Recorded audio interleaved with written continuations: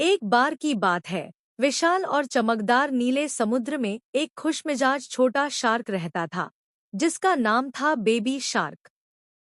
वह अपने परिवार का सबसे छोटा सदस्य था, जिसके चमकदार चांदी जैसे स्केल्स पानी के नीचे तारों की तरह जगमगाते थे। बेबी शार्क की बड़ी बड़ी उत्सुक आंखें थीं और दांतों वाली मुस्कान इतनी प्यारी कि सबसे अंधेरे गहराइयों को भी रोशन कर देती थी। उसे चारों ओर तैरना बहुत पसंद था, कोरल रीफ्स की खोज करना और बुलबुले का पीछा करना, और हमेशा अपना पसंदीदा गाना गाता रहता, do doo doo doo doo do. Baby shark का परिवार भी उतना ही जीवंत था। थी मॉमी शार्क, जिनकी कोमल पंख और समझदार तरीके थे, जो हमेशा अपने छोटे बच्चे पर नजर रखती थी। डैडी शार्क मजबूत और बहादुर थे, जो बेबी शार्क को स्वादिष्ट मछलियां पकड़ना सिखाते थे बिना समुद्र के दोस्तों को डराए। फिर थी ग्रैंडमा शार्क, जो प्राचीन समुद्री साहसिक कहानियां सुनाती थी, और ग्रैंडपा शार्क, जो सबसे मजेदार चेहरे बनाकर सबको हंसाते थे। एक धूप भरी सुबह, जब पूरा परिवार अपने आरामदायक पानी के नीचे वाले गुफा में नाश्ता करने इकट्ठा हुआ, बेबी शार्क उत्साह से उछल रहा था। आज मैं एक बड़ा साहसिक कार्य पर जाना चाहता हूँ, उसने घोषणा की। उसके पंख हिल रहे थे। मॉमी शार्क मुस्कुराई। ठीक है, लेकिन याद रखना, पास रहना और सावधान रहना। समुद्र चमत्कारों से भरा है, लेकिन आश्चर्य भी लाता है। परिवार साथ साथ चल पड़ा, रंग बिरंगी मछलियों के झुंडों से गुजरते हुए जो इंद्रधनुष की तरह उड़ती फिरती थी। वे एक विशालकाय सीप के पास से गुजरे जो खुलकर एक मोती दिखाया जो बेबी शार्क के सिर जितना बड़ा था। वाह! उसने चिल्लाया। क्या मैं इसे रख सकता हूँ? डैडी शार्क हंसे। बेटा, ये सीप का खजाना है। हम शार्क समुद्र के उपहारों का सम्मान करते हैं। जैसे जैसे वे गहराई में गए, उन्हें पानी में एक हल्की सी पुकार सुनाई दी। मदद! Do doo do. ये बेबी शार्क के गाने जैसा लग रहा था, लेकिन उदास और डरा हुआ। आवाज का पीछा करते हुए उन्होंने एक छोटे से सी हॉर्स, को देखा जो समुद्री घास के जाल में फंसा हुआ था। प्लीज, मदद करो, सी हॉर्स ने रोते हुए कहा। मैं छुपन छुपाई खेल रहा था और फंस गया। ग्रैंडमा शार्क ने समझदारी से सिर हिलाया। टीम वर्क से सपने पूरे होते हैं, उन्होंने कहा। बेबी शार्क ने अपनी छोटी कदकाठी से अपने छोटे दांतों से घास काटी, जबकि डैडी शार्क उसे पकड़े रहे। मॉमी शार्क ने सीहॉर्स को कोमल स्वर में शांत किया, और ग्रैंडपा शार्क ने मजेदार चेहरे बनाकर उसका ध्यान हटाया। जल्द ही सीहॉर्स आजाद हो गया। धन्यवाद, शार्क परिवार, उसने अपनी पूंछ लपेटते हुए कहा। तुम सबसे अच्छे हो। गर्व महसूस करते हुए परिवार आगे बढ़ा। लेकिन साहसिक कार्य अभी खत्म नहीं हुआ था। जैसे ही वे एक छायादार घाटी के पास पहुंचे, एक बड़ा, चिड़चिड़ा ऑक्टोपस नाम ओली ने उनका रास्ता रोक लिया। ओली के 8 लंबे हाथ तूफान में झंडों की तरह लहरा रहे थे, और वह एक छिपी हुई गुफा की रखवाली कर रहा था जहां चमकदार जेलीफिश थीं। बिना मेरी पहेली सुलझाए कोई आगे नहीं जा सकता, ओली ने गड़गड़ाते हुए कहा। बेबी शार्क ने सिर टेढ़ा किया। पहेली? मुझे खेल बहुत पसंद है, ओली ने शरारती मुस्कान के साथ कहा। क्या चीज है जिसके सिर और पूंछ है, भूरा है, और पैर नहीं है? परिवार ने सोचा। मॉमी शार्क ने अनुमान लगाया, मछली नहीं। डैडी शार्क बोले, समुद्री सांप। गलत। ग्रैंडमा शार्क ने सोचा, एक पैसा।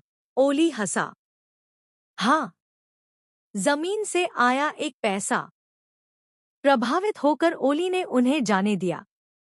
गुफा के अंदर जेलीफिश आतिशबाजी की तरह चमक रही थी, रंगों की सिम्फनी में नाच रही थी। बेबी शार्क खुशी से घूमने लगा। ये जादुई है। Do doo do. परिवार भी शामिल हो गया, घूमते हुए और गाते हुए, बुलबुले बनाते जो तालियों की तरह फूट रहे थे। लेकिन जैसे जैसे दिन ढलता गया, ऊपर सतह पर तूफान आ गया। लहरें टकराईं, तेज धाराएं बहने लगी। परिवार अराजकता में बिखर गया। बेबी शार्क खुद को केल्प के जंगल में अकेला पाया, जहां लंबे पौधे दैत्यों की तरह हिल रहे थे। मॉमी, डैडी, उसने पुकारा। उसकी आवाज छोटी थी। डर आया, लेकिन उसे ग्रैंडपा शार्क के शब्द याद आए, जब खो जाओ तो अपना गाना गाकर रास्ता ढूंढो। इसलिए बेबी शार्क जोर से गाया। Baby shark, doo doo doo doo doo doo. दूर से गूंज सुनाई दी। Mommy shark, doo doo doo. फिर डैडी, ग्रैंडमा और ग्रैंडपा ने भी साथ दिया। उनकी आवाजों ने उसे केल्प से निकालकर फिर से मिला दिया, जहां उन्होंने पंखों और पूंछों से गले लगाया। हम साथ रहते हैं, मॉमी शार्क ने राहत से कहा। तूफान बीतने के बाद वे घर लौटे, दिन की कहानियां बांटते हुए। बेबी शार्क ने सीखा कि साहसिक कार्य मजेदार होते हैं, लेकिन परिवार उन्हें खास बनाता है। उस रात समुद्री घास के बिस्तर में लेटे हुए वह और साहसिक कार्यों के सपने देखता रहा, जानते हुए कि उसके प्रियजन हमेशा उसके साथ हैं। लेकिन कहानी यहीं खत्म नहीं होती। अगले दिन बेबी शार्क जागा तो एक सरप्राइज मिला। पहले वाला सीहॉर्स अपने दोस्तों को ले आया था, खिलंदरे डॉल्फिन का पूरा समूह। हमने तुम्हारी बहादुरी के बारे में सुना, लीड डॉल्फिन ने कहा। रेस लगानी है, बेबी शार्क की आंखें चमक उठीं। परिवार भी शामिल हो गया, पानी के नीचे के मेहराबों से गुजरते और लहरों पर उछलते हुए।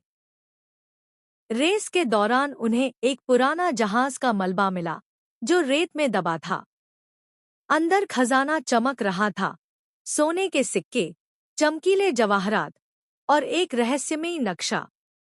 ये लेजेंडरी पल केव की ओर जाता है, ग्रैंडपा शार्क ने उत्साहित होकर कहा।